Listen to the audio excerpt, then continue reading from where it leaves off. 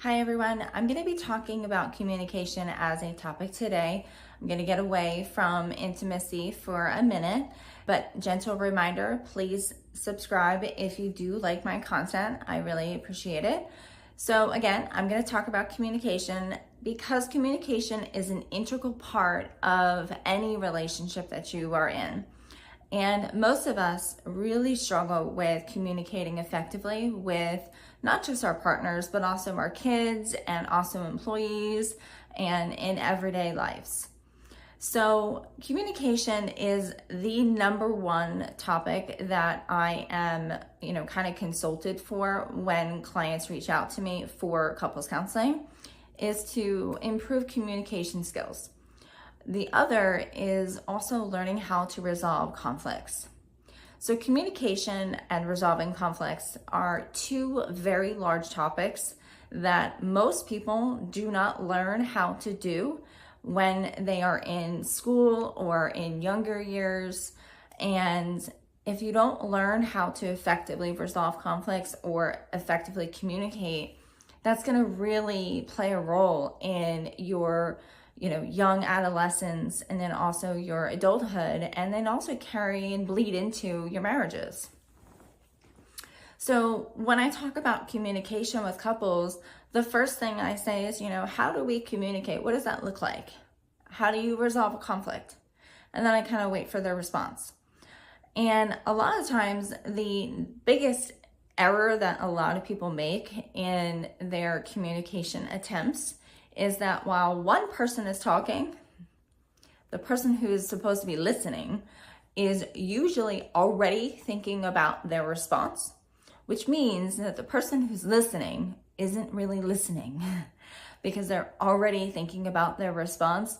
So when the person who is talking, and when they're done talking, the person who's listening already has their response ready to go, which usually is not always directly correlated to what the initial speaker was saying.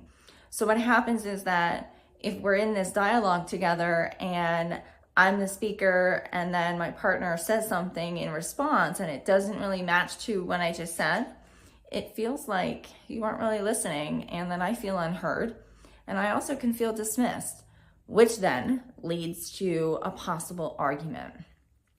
Because people always say, were you not listening to anything I just said, right? And that's where people get into some challenges.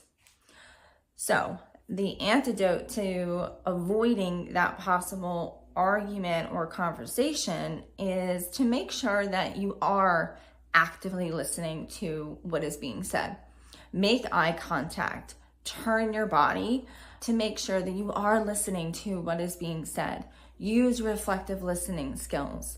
I can't tell you how many times I hear this where people tell me that they are talking to each other across the room or, in the kitchen, or they're screaming at each other, through the shower. Well, of course you're not going to fucking hear what your partner said because you didn't hear it, and you also didn't see your partner. You're not making eye contact. So by the time you come up with a response, it's usually inaccurate because you didn't really hear it. So what I always tell my couples is, tell your partner, hang on a second, give me a minute, let me come to you, let me make eye contact, and let me genuinely hear what you have to say. Because if you speak to me and I'm not turning my body or I can't see you, your words are going to be wasted. And what you have to say is genuinely important to me. Okay, so with that being said, reflective listening skills are very important. Turning your body language is also important. Eye-to-eye contact, also important. Another aspect to communication that I hear on a daily basis is we tend to make assumptions.